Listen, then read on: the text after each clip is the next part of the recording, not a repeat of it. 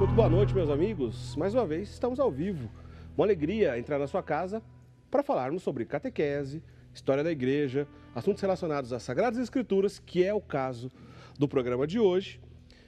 Estamos ao vivo aqui pela Rede Século XXI, como de costume, nas segundas-feiras, toda segunda-feira à noite, para falar então sobre esses assuntos e aprender um pouco mais sobre a nossa fé católica com o nosso querido Padre Guido Motinelli. Boa noite, Padre Guido, mais uma vez, bem-vindo. Boa noite, Eric. Boa noite, prezados amigos telespectadores. Estamos sempre aqui à vossa disposição, sobretudo nesta noite, querendo apresentar um tema, não vou dizer a palavra difícil, mas talvez muito pouco conhecido. É o nosso amigo Eric que vai logo explicar o porquê, né, Eric? Pois é um livro da Bíblia, é muito famoso, mas também, vamos dizer assim, muitas pessoas não conseguem aprofundar nesses temas porque realmente é um tema um pouco difícil e a gente tem um especialista em Bíblia aqui, que é o Padre Guido. O Padre Guido Motinelli fala sobre tantos assuntos relacionados à fé católica, mas a área dele de estudo mesmo é relacionada às Sagradas Escrituras. Bom, nós vamos falar então sobre o livro do Apocalipse, o Apocalipse de São João. Esse é o tema de hoje. Vamos saber os detalhes dos símbolos do Apocalipse, como ele foi escrito, um monte de coisa interessante. E quero desde já lembrar que ainda nesse programa a gente vai falar sobre uma coisa muito famosa do livro de Apocalipse, que é a passagem de 666. O que será que significa esse número da besta 666? Padre Guido, olha, o tema é interessante, o assunto é longo, então é melhor a gente já começar de uma vez por todas. Eu queria começar perguntando para o senhor, do início dessa história, a palavra Apocalipse. O que significa essa palavra Apocalipse? Apocalipse é uma palavra que significa revelação. Não significa, como tantas pessoas pensam, que é um livro que revela quando e como será o final do mundo. Não.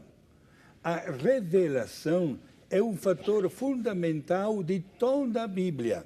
É bom que os senhores saibam que há dois fenômenos que devem ser sempre bem estudados, porque justificam a presença da Bíblia nas nossas mãos.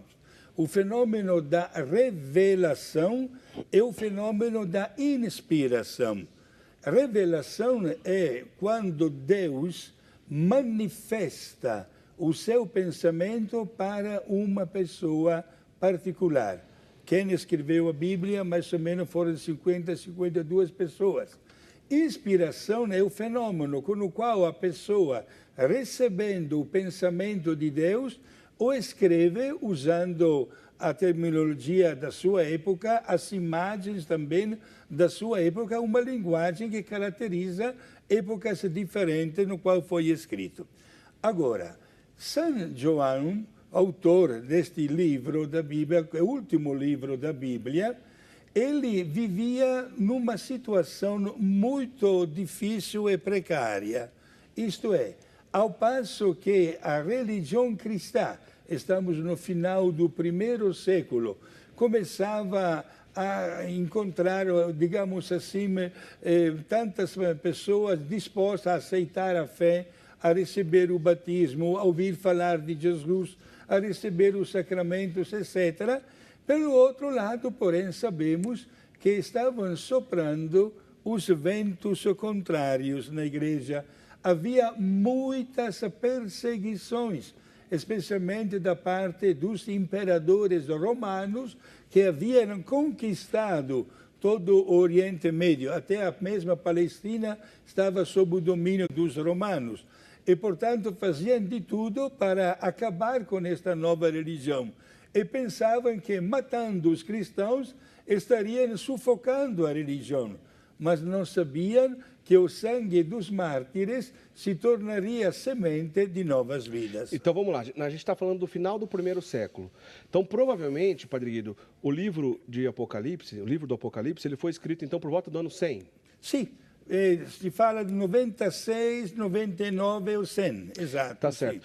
E ele foi escrito na famosa Ilha de Patmos, não é isso? Sim, porque a Ilha de Patmos pertence à atual Turquia. A grande Turquia de hoje era chamada de Ásia Menor. Ásia Menor, tá. E foi um país evangelizado por São João, como também por São Paulo. São João, ao término da sua vida, ele terminou sua vida não como mártir, mas como pessoa idosa, parece que chegou quase a 100 anos de vida, né? Nesta ilha de Patmos, ele ficou sempre preocupado diante do futuro da Igreja Católica. Por isso, ele não cansava de escrever. Além de ter escrito o Evangelho, ele escreveu também 3 cartas que estão na Bíblia como divinamente inspiradas, e é também o autor deste último livro, Apocalipse, que significa a revelação. Ele queria, de qualquer maneira, que a chama da fé fosse cada vez mais alimentada pela presença dos fiéis. Nós temos como uma máxima assim, para o pensamento católico, né, Padre Guido, que a revelação divina se encerra com a morte do último apóstolo. São João, ele era jovem na época que ele conviveu com Jesus, né? Ele esteve até aos pés da cruz, junto com Nossa Senhora. Ele era um jovem discípulo. E provavelmente, então, ele tenha sido o último a falecer. A gente está dizendo, então, do final da revelação divina, porque com a morte do último apóstolo, que foi São João mesmo, está certo dizer que foi ele o último? Pode sim. Então, depois da morte de São João, terminou a revelação divina. Sim, e, inclusive, até a estrutura da Bíblia Sagrada termina com este livro do Apocalipse. São João, na hora da morte de Jesus, recebeu uma tarefa. Jesus estava agonizando quando disse para João, essa aí a tua mãe. Isto é, ele cuidou de Nossa Senhora. E São João escolheu a atual Turquia, ou chamada Ásia Menor. Foi ele que passou por várias cidades e também ele residiu por muitos anos na cidade de Éfeso. Onde até hoje, prezados amigos telespectadores, está a casa onde Nossa Senhora morou. E temos também os restos da Catedral de Éfeso, onde está enterrado São João. Agora, Padre Guido, para a gente então dar andamento e entender o livro de Apocalipse de São João, ele inicia mandando mensagens para 7 comunidades, 7 igrejas fundadas por ele mesmo. Por São João mesmo que fundou essas igrejas, todos da Ásia Menor. Aliás, o Igor Morvan não perdeu tempo e já fez essa pergunta aqui para a gente. Então, no início de Apocalipse, ele lembra que cita 7 cartas que São João escreve nessas primeiras comunidades. Quais são os símbolos? O que significam essas 7 cartas? Exato. Em primeiro lugar, são 7, ele chama de igrejas, são 7 cidades da atual Turquia, quais Éfeso, Esmirna, Sardes, Filadélfia, Pérgamo, Tiatira e Laodiceia. As cidades por ele evangelizadas, certo? E cada cartinha contém um elogio pelo esforço que as cidades estão fazendo para viver autenticamente a fé cristã. E também contém uma bronca, digamos assim. Ele chama a atenção.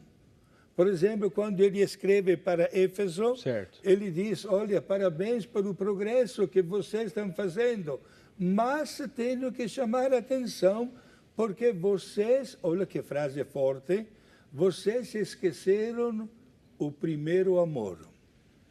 A Eucaristia e depois acaba largando até a igreja. São os fenômenos de esquecer exatamente o primeiro amor. Quando ele escreve para a cidade de Esmirna, ele fala, olha, que há ainda o demônio solto na vossa cidade. Na sinagoga, que era como um centro de catequese, há pessoas que falam em nome do demônio, que apresentam doutrinas que não são autênticas. Cuidado com isso.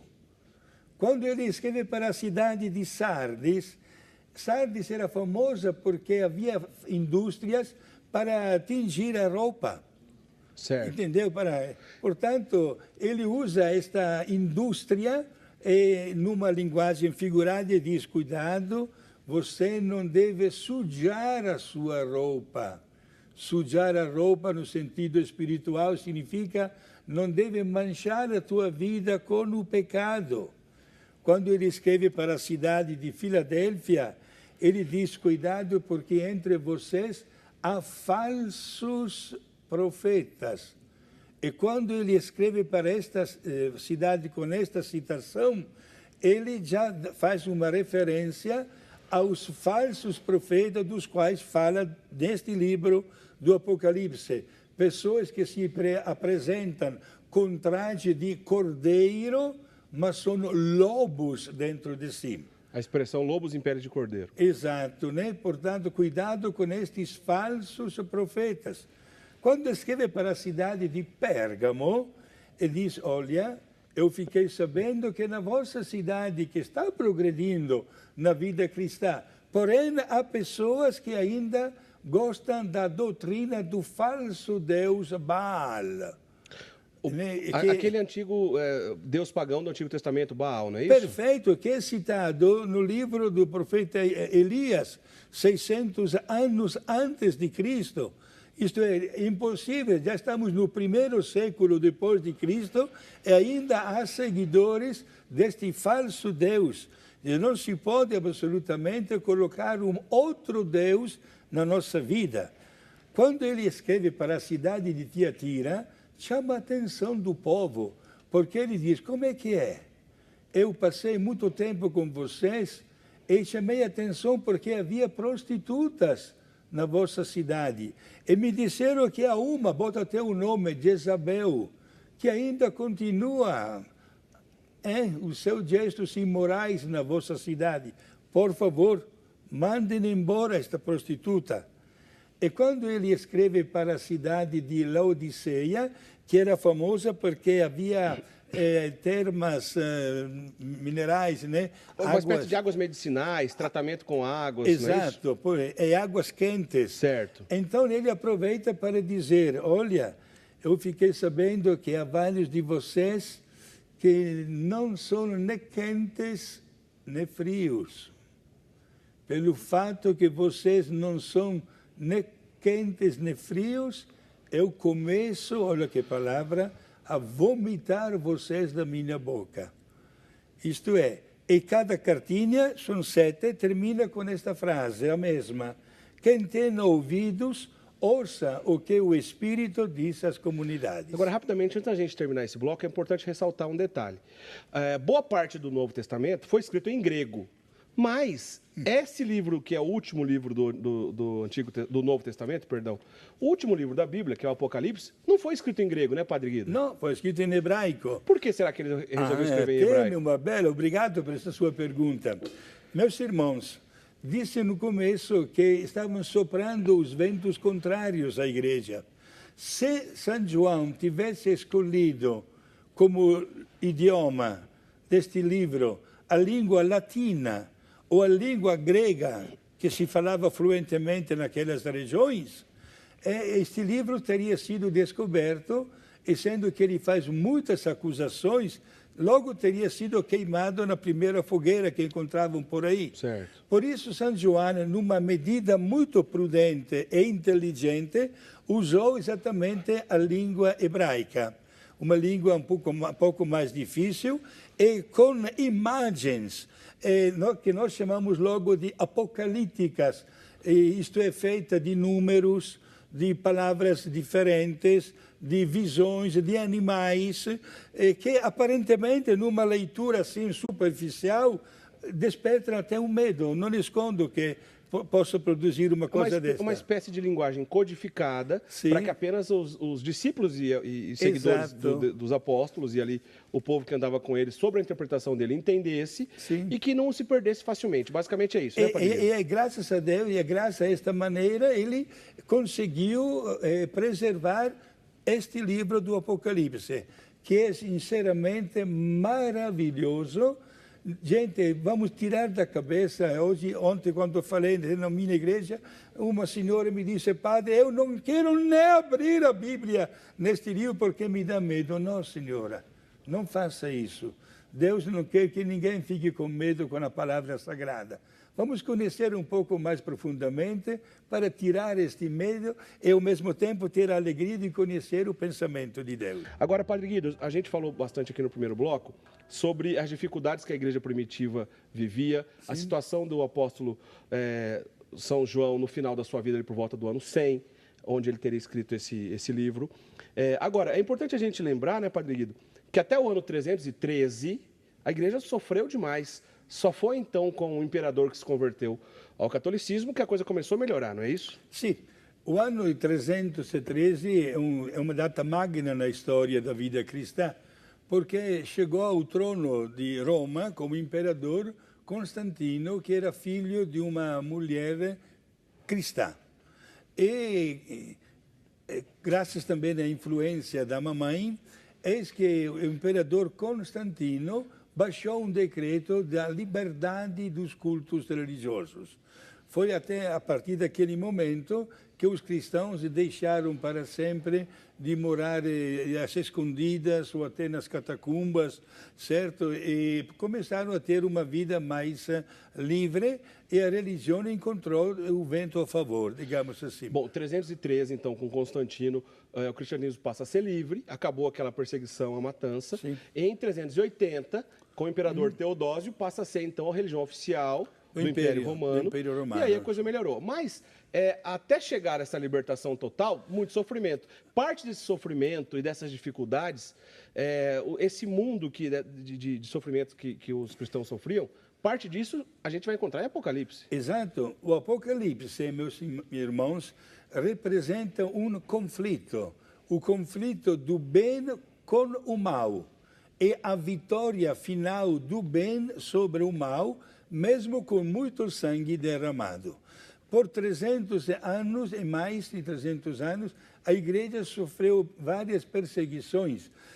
Especificamente no livro do Apocalipse, são citados com imagens, com números, como nós vamos ver, alguns dos imperadores que foram tristemente famosos pela sua crueldade. E São João não sabia que viriam depois imperadores ainda piores, quais, por exemplo, Diocleciano. A título de confirma, digamos assim, de autenticação do que estou dizendo, meus irmãos, uma das catacumbas, isto é, estes cemitérios subterrâneos que até hoje se visitam nos arredores de Roma, são 4 andares subterrâneos por um comprimento de 18 quilômetros.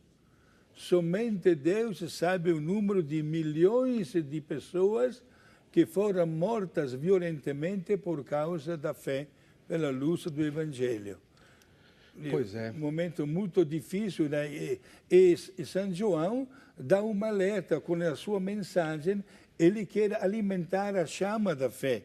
Ele sabe que está vivendo um momento bastante delicado e que, inclusive, já estavam nascendo os primeiros falsos profetas que estavam lançando, né, ou vendendo um peixe muito barato, como se diz na gíria. Isto é, as verdadeiras primeiras heresias. E, portanto, ele fica muito preocupado e lança este apelo, o livro do Apocalipse, para que os cristãos permaneçam fiéis à fé professada. Isso é interessante a gente olhar por essa ótica, porque não é só mais perseguição fora da igreja, sendo o Império Romano esse principal perseguidor, mas os problemas internos, porque já que a heresia nasce como distorção de um pensamento católico. Né? São pessoas de dentro da igreja que acabam distorcendo uma verdade de fé e onde a igreja precisa muitas vezes se reunir e depois oficialmente dizer a maneira correta de interpretar determinado assunto. Agora, padre, o senhor falou então que o São João escreveu em hebraico. Sim. E essa linguagem figurada, essa linguagem cheia de metáforas, símbolos, significa também uma espécie de língua codificada para que não se perdesse facilmente e também para que aqueles que seguissem a interpretação do próprio apóstolo entendessem de maneira mais profunda. Perfeito. E nesse aspecto, o senhor separou para a gente 21 símbolos Sim. do Apocalipse. Vamos falar sobre alguns deles, então? Sim. Por exemplo, a mulher grávida é o povo de Deus e também a imagem de Nossa Senhora. A mulher grávida, o senhor está se referindo à passagem de Apocalipse 12. Exato. E quando nós notamos que o demônio, que marca a sua presença em forma de dragão ou de besta, o demônio quer acabar com Nossa Senhora ou com a igreja, mas não consegue. E Nossa Senhora está com o bebê no colo, que é Jesus. E este bebê é arrebatado para o céu. Então o demônio se descarrega contra Nossa Senhora, vomitando um rio de água, mas de repente a terra se abre e engole o rio. Isto é, o demônio não pode fazer nada contra Nossa Senhora Então ele se descarrega contra exatamente a geração que vem, isto é, contra a humanidade, que somos todos filhos de Deus. Isso tem relação também com aquela passagem, a gente está no final da Bíblia, tem aquela passagem no início da Bíblia de Gênesis, com a descendência da mulher e da serpente, tem relação também, né? Muito bela a sua colocação. Este paralelismo se sustenta, exatamente, né? Porque Deus disse no livro do Gênesis que colocaria inimizade entre a descendência, né, da mulher, portanto, é o demônio. E, portanto, todos nós somos descendência de Deus, né? E, portanto, meus amigos, o demônio, que não pode fazer nada contra Deus, se descarrega contra a humanidade. Agora, uma coisa que é muito comum a gente ouvir também, Padre Guido, essa passagem de Apocalipse 12, que lembra aquela mulher revestida de sol, a lua debaixo dos seus pés, na cabeça uma coroa de 12 estrelas, etc., de 12 pontas, né, na verdade. Essa mulher, como o senhor disse até agora, o senhor se referiu a Nossa Senhora, mas também a gente não pode entender como sendo a igreja? Sim, as duas interpretações são positivas e são aceitas pela igreja. Agora, aproveito para deixar bem claro que nem todas as passagens deste livro têm uma explicação, digamos assim... Literal. Exato. Portanto, a igreja ainda estuda determinadas passagens. Isto, porém, não significa superar ou passar para cima da igreja e começar a espalhar notícias que, na verdade, não estão contidas neste livro. Falando agora ainda dos símbolos, temos, por exemplo, um dragão que se apresenta com 7 cabeças. As cabeças são as colinas da cidade de Roma.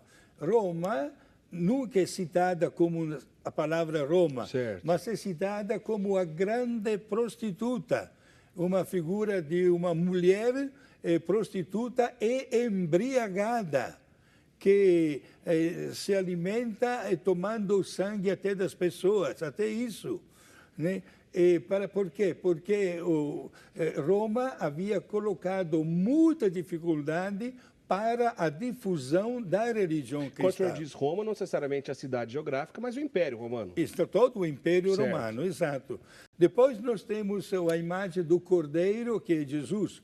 Agora, ocupa grande destaque também a presença de números neste livro. Certo. Os números, na mentalidade hebraica, tem também um significado. Foi sempre assim, na verdade, na história, né? Certo. Até hoje nós vivemos, jogamos às vezes até usando a palavra de animais que dizem respeito a números, né?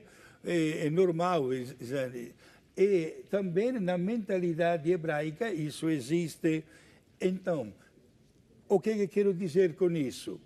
Não se pode pegar ao pé da letra, né, a palavra de um número, um algarismo, para dizer que aquele número é aquele número e chega. Não. Por exemplo, o número 7 é o número da perfeição, o número que foge até o nosso controle. Não podemos pegar aquele 7 como número 7 e chega. Até Jesus aconteceu mais de uma vez, né? Quando alguém perguntou para Jesus, que falava exatamente aramaico, que é um dialeto hebraico, Jesus, quantas vezes tenho que perdoar para o meu irmão? Até 7 vezes, isto é, sempre. E Jesus respondeu com uma expressão que parece um jogo de palavras, né? Não te digo até 7 vezes, mas 70 vezes 7 vezes, isto é, sempre, sempre, sempre. Nesse caso, a gente consegue resolver 2 problemas.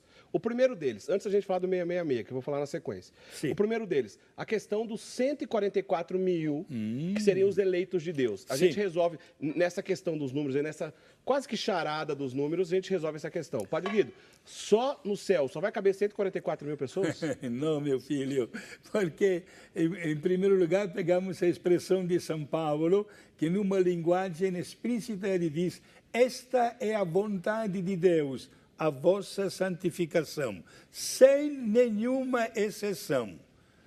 Agora, o capítulo que você quer citar é o Certo. famoso capítulo 7 do livro do Apocalipse. São 21 capítulos ao todo. No capítulo 7, São João tem uma visão. Uma visão porque responde a um desejo de Deus. Deus quer fazer o recenseamento das pessoas que são fiéis a Ele. E aí aparece exatamente o seguinte: de cada uma das 12 tribos que representaria a humanidade, é escolhido o número 12, que é também o número da perfeição, da totalidade, multiplicado por 1.000, que também é o número da perfeição. Então, fazendo a conta de 12.000 vezes 12, dá 144.000. Quando o senhor diz as 12 tribos, o senhor está se referindo às 12 tribos de Israel, De citadas no Israel, Antigo Testamento. exato, sim, que são citadas. Dá este número. Só que, de uma maneira muito inteligente e sábia, São João, logo em seguida, no mesmo capítulo, no versículo 9, pode conferir, ele diz o seguinte: e depois disso, depois desta visão dos 144.000, e depois disso, eu vi uma multidão tão grande que ninguém podia contar. Exatamente esta que é a expressão de Deus. Isto é, para sermos santos, fugimos dos números concretos, certo? Agora, não é uma crítica, mas quero ensinar exatamente a ler com muito cuidado, com muita prudência, este livro do Apocalipse, e estes números que estão citados não devem ser pegos de uma maneira literária, mas no seu significado teológico. E a gente também tem que afirmar, né, Padre Guido, para a gente ter essas informações corretas, é legal que a gente siga, é claro, uma tradução aprovada pela Igreja Católica, uma tradução da Bíblia Católica, onde não vai faltar nada, onde outras denominações cristãs retiraram. Agora, de uma vez por todas, vamos entender a história do 666. Quero pedir para a produção entrar aqui com a gente, para a gente. A gente preparou aqui um pequeno cartaz aqui, vou voltar do lado do Padre Guido. A produção vai preparar aqui para a gente, que vai ajudar, então, a explicação sobre essa história do 666. Padre Guido, ao final das contas, o senhor já explicou, então, que o 7 é o número da perfeição, Sim. Que outros códigos aí de número, como por exemplo, Jesus acabou de falar do 144.000, e o 666. Explica para a gente o que significa 666, o número da besta. Ok, em primeiro lugar, onde é que nós encontramos este número? No final do capítulo 13, né, deste livro do Apocalipse, Certo. quando o São João quer fazer um nome de destaque pela crueldade com o qual esta pessoa, diz que é o nome de um homem, marcou infelizmente a sua passagem na história da humanidade. E era o imperador Nero. Agora, como é que nós chegamos aí? Vamos lá. Repito que não poderia ele nunca ter escrito esta palavra Nero, senão o livro do Apocalipse teria sido queimado na hora. Usou exatamente a linguagem hebraica. Agora, vamos ver se conseguimos colocar aqui. Vamos lá, explica pra Vejam gente. só as duas versões. As duas versões estão explicadas aí. A versão de língua latina. Os nossos irmãos crentes e protestantes, querendo identificar esta pessoa, que é com o número 666, eles dizem, olha, é o Papa. Como? Como é que vocês chegam a dizer que é o Papa? Eles usam esta frase em língua latina. O Papa é Vicarius Filii Dei. Em português, vigário do Filho de Deus. Então, só lembrando, essa primeira versão que o senhor está dizendo aí em latim, Sim.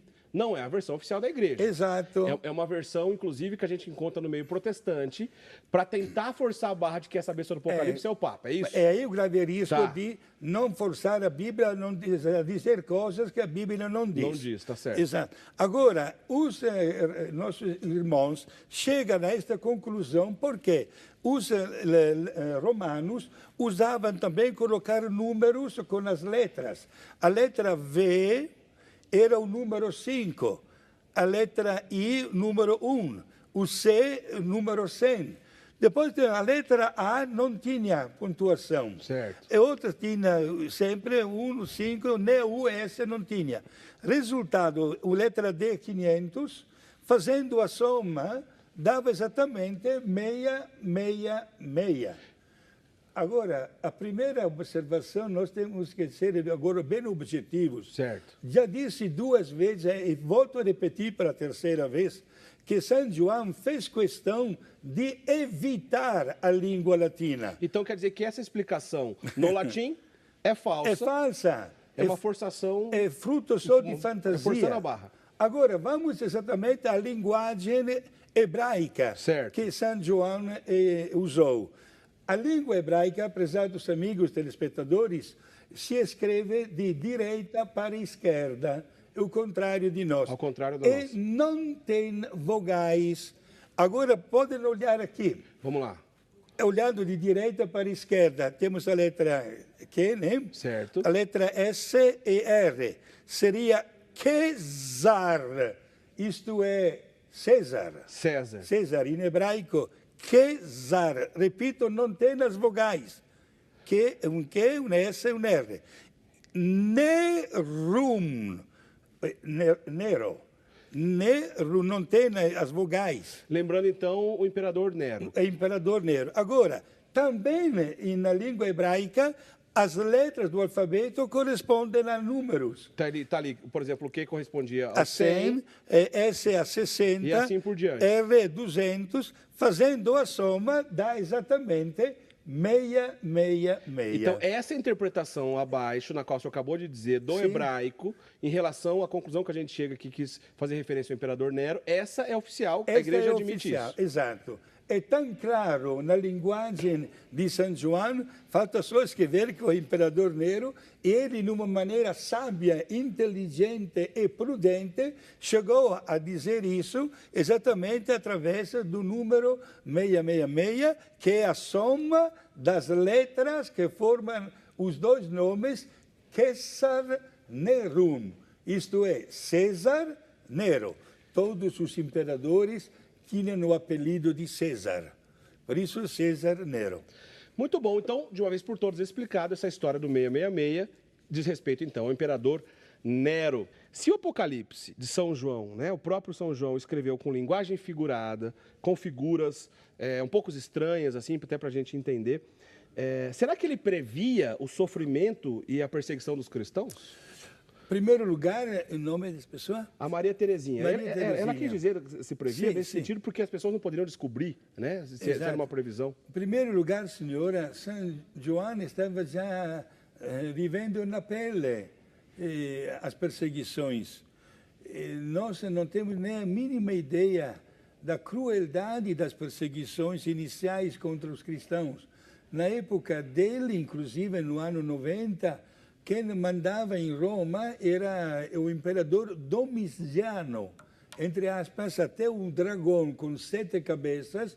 Uma destas cabeças aparece morta e, de repente, volta a reviver. E o São João quis dizer exatamente que a crueldade do imperador Nero tinha voltado a reviver no imperador Domiciano. Certo. E não sabia, inclusive, o São João, que lá pelo ano 280 chegaria ao trono de Roma um dos piores imperadores, Diocleciano.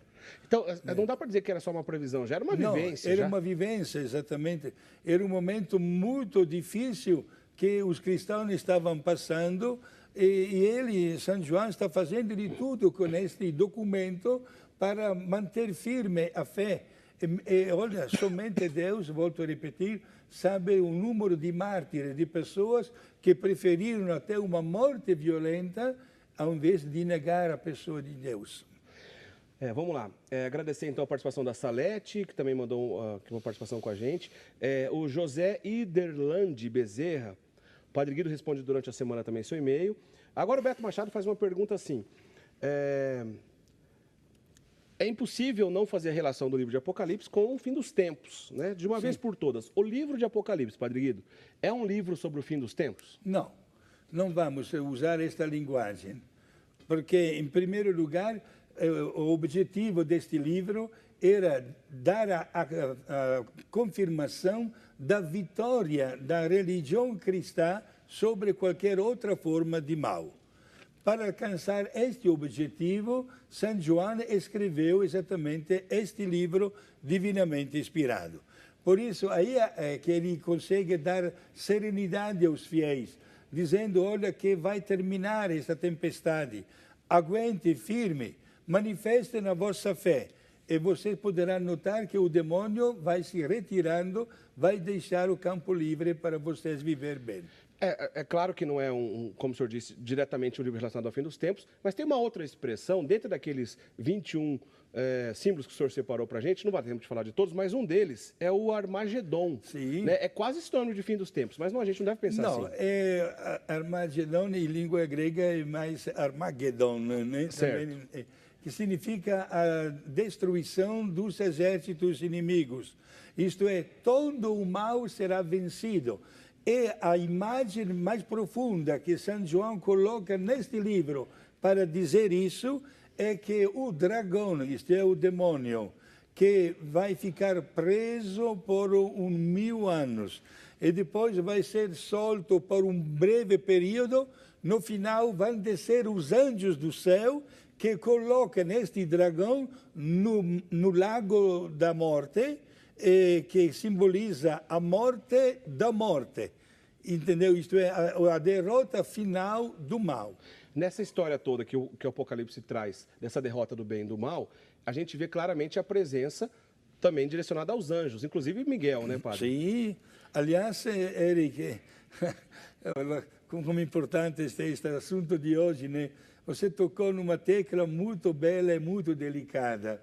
Por quê? Porque no livro do Apocalipse aparece também a figura de São Miguel Arcanjo.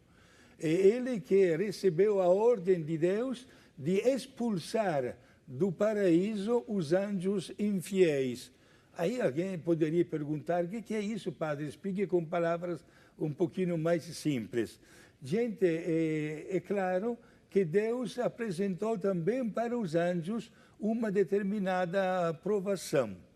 E vários anjos ficaram fiéis a Deus, outros se rebelaram contra Deus. Alguém perguntaria que tipo de provação? Não está registrado no livro do Apocalipse. Certo. Só que nós, biblistas, digamos assim, temos uma orientação que parece bastante válida. Dá para dizer que há um consenso entre os biblistas. Sim, há um consenso, exato. Tá. Poderia ter acontecido o seguinte, prestem atenção. Pode ser que Deus manifestou aos anjos o mistério da encarnação de seu Filho. Isto é, disse para os anjos o que é que aconteceria num gesto de grande bondade para com a humanidade. Ele mandaria o seu Filho aqui no mundo, que aceitaria a natureza humana, menos o pecado, e resgataria a humanidade de toda forma de erro e do mal. E pediu para os anjos de adorar o seu Filho.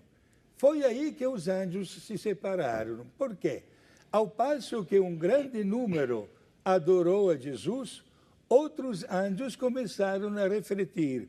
Mas para aí, é verdade que Jesus é Deus, e como Deus, sim, nós vamos adorá-lo. Mas ele vai ser homem também. E como homem é inferior a nós. Por isso não quiseram adorar a Jesus. É aí que Deus castigou os anjos maus e criou o inferno para eles e encarregou Miguel, inclusive a palavra Miguel em hebraico significa quem é como Deus. Foi ele que expulsou os anjos maus do paraíso. Nosso tempo já está caminhando para o fim, mas a gente ainda tem um tempinho. Eu queria que o senhor resumisse e explicasse para a gente sobre os 4 cavaleiros. Inclusive, a pergunta da Maria Afra de Almeida, ela é de Varzedo, na Bahia. Ela gostaria de saber, então, sobre os cavaleiros do Apocalipse. Ainda nas primeiras páginas deste livro maravilhoso, se encontra exatamente esta imagem. São João convida, usamos a palavra um pouquinho moderna, convida os habitantes das 7 cidades por ele evangelizadas a entrar, digamos assim, num instrumento que leva lá em cima, como um grande terraço. E de lá, o que é que todas as pessoas notam? Deus sentado com um grande livro nas mãos, com 7 cadeados. Entra Jesus com a chave para abrir os 7 cadeados. E quando abre um cadeado, saem 4 cavalheiros que estão montando um cavalo branco, que recebe da parte de Deus a ordem: vai e volta vitorioso. E logo desaparece, vai para a sua missão. Logo em seguida aparece um cavalo cor vermelho. E Deus diz para o cavaleiro: vai lá na terra e tira a paz. Isto é, cria situações de contrastes. O terceiro cavaleiro, com um cavalo cor negro, né? E ele recebe a ordem de controlar a comida e a bebida. Isto é, de castigar a humanidade para que todos passem fome. E o quarto cavalo, cor verde, né? Deus dá para o cavaleiro a ordem de semear na terra a morte. Este é que é o significado. É aí que eles partem para a missão. No final do Apocalipse, quem volta vitorioso é o cavaleiro que traz também roupa branca, montando um cavalo branco e que se identifica na pessoa de Jesus. É ele que volta vitorioso. Nesse sentido, o padre Darcy Rodrigues, ele lembra para a gente e pergunta, o Apocalipse fala da vitória do ressuscitado, então? É claro, a vitória, e celebra inclusive a vitória apresentando uma cidade celeste. É o capítulo 21, o último capítulo, iluminada pela luz de Deus, sem nenhum problema, numa contemplação pura da presença de Deus, como recompensa por ter enfrentado todas as várias lutas aqui na Terra contra o demônio. O Joaquim Frota, ele lembra aqui que a gente acabou de fazer a explicação sobre o 666, e ele pergunta, bom, se a explicação oficial, se a versão oficial que a igreja admite, que diz respeito ao imperador Nero, então quer dizer que a gente não precisa esperar mais nenhuma besta surgir do Apocalipse? Não, fica tranquilo, né? Está completo já o quadro, né? Aliás, eu aproveito para dizer para os nossos amigos, não tenham medo de ler este livro. Se tem, naturalmente, tantas perguntas, não tem uma resposta imediata, contate nos vossos sacerdotes. Com certeza, querendo também ter a minha explicação, fico à vossa disposição. Não tenha medo, o número de contato aqui da televisão é já bastante conhecido. Eu faço questão de ajudar tantas pessoas a ter um conhecimento perfeito da palavra de Deus. Só lembrando, viu, Margarida Maria de Ribeirão Preto, a palavra Apocalipse, a gente disse no comecinho do programa, significa, Padre Guido, Apocalipse significa? Revelação. Revelação. Revelação de Deus. Sim. Olha só, às vezes a gente não consegue responder todo mundo. Ora, porque a pergunta não está direcionada diretamente ao tema, a gente não tem muito tempo, o Padre Guido responde durante a semana por e-mail, ele sempre responde então essas perguntas. Agora, eu quero fazer um resumo de uma resposta aqui, resumindo algumas dúvidas. Não existe nenhuma relação com as passagens de Apocalipse com profecias envolvendo o nome de Papa X, Papa Y ou Papa Z. Isso é fato. Aliás, é muito famosa uma chamada profecia de São Malaquias, que seria o último Papa fulano ou beltrano. Infelizmente, não vai dar tempo da gente explicar isso agora, mas eu posso dizer categoricamente, baseado, por exemplo, nos estudos de Dom Estevão Bittencourt, que essa profecia de Malaquias é falsa, não é uma profecia verdadeira. E também, você acaba de dizer uma frase também que é falsa, não é santo. Pois é, além disso, né? Não é Bom, santo. Nós vamos falar sobre essa história de profecia de São Malaquias, entre aspas, numa outra oportunidade, que ela causa sempre muita confusão e as pessoas associam muitas vezes a Apocalipse. Não tem nada a ver, fica tranquilo, a gente volta sobre isso em outra oportunidade. Mas para encerrar, Padre Guido, de maneira geral, a gente já falou muitas vezes, mas o Edson Moreira da Silva, ele lembra para a gente, se interpretar Apocalipse de maneira errada, pode causar até medo e pavor nas pessoas, como o senhor disse. Em linhas gerais, qual que é a maneira correta, então, de interpretar? Adquirindo uma Bíblia católica, aconselho das várias edições da Bíblia para um conhecimento belo, simples, completo e também com uma linguagem acessível ao conhecimento de tantas pessoas, a edição pastoral da Paulus. A edição da pastoral da Paulus, Sim. porque aquelas notas de rodapé e tudo mais ali, da edição da pastoral da Paulus em relação ao Apocalipse, quer dizer que é bacana, Padre Guido? Perfeito. Não somente, mas os comentaristas desta edição da Paulus também publicaram um estudo de cada um dos livros, inclusive do Apocalipse. E o livro tem como título Como Ler o Livro do Apocalipse. Aconselharia uma bela leitura, porque, gente, estamos diante da palavra de Deus, e a palavra de Deus, me desculpe, não pode provocar medo. Né? Vamos ler com alegria, porque se trata de encontrarmos-nos com Ele e de dizer sempre o nosso sim para Ele. Antes de terminar, ainda quero arriscar uma última rapidinho aqui, da Marlene Gonçalves, ela é de Caratinga, Minas Gerais. Ela lembra sobre o versículo, não sei se você vai lembrar de cabeça, o versículo 5 do capítulo 21 de Apocalipse. A gente falou sobre isso nos bastidores? O capítulo 21 do Apocalipse é o capítulo 5, eu lembro do versículo 5 do capítulo 21. Não lembro agora, mas sei que o capítulo inteiro é dedicado à cidade celeste, à Nova Jerusalém. Isto é, a recompensa dos sofrimentos e a celebração das núpcias do Cordeiro com a igreja. Portanto, uma imagem do paraíso que deve ser o objetivo final de todos nós. Eu perguntei isso porque assim o senhor foi citando outros símbolos. Sim. Lembra aqueles 21 que eu disse? Ele citou muitos aqui, sem a gente lembrar que é eles. Algumas seitas fora da Igreja Católica acabam fazendo referência, por exemplo, até mesmo à Igreja Católica, chamando de Babilônia. Né? O que é Babilônia, Padre Guido, que é um desses símbolos? Babilônia vem da palavra Babel, em hebraico, que significa confusão. Nós temos a famosa Torre de Babel, contada ainda no primeiro livro da Bíblia, né? E a Babilônia é exatamente o apelido que São João dá também à cidade de Roma, porque criou a pior das confusões dos vários credos religiosos e, sobretudo, porque perseguiu muito, né, a religião católica. Né? Então, vamos para a bênção, que a gente não tem mais tempo, Padre Guido. Certo, Nossa Senhora. Mas qualquer coisa, fico à vossa disposição. Para todos vocês, prezados amigos, telespectadores, a bênção de Deus, o Pai, o Filho e Espírito Santo. Amém. Obrigado.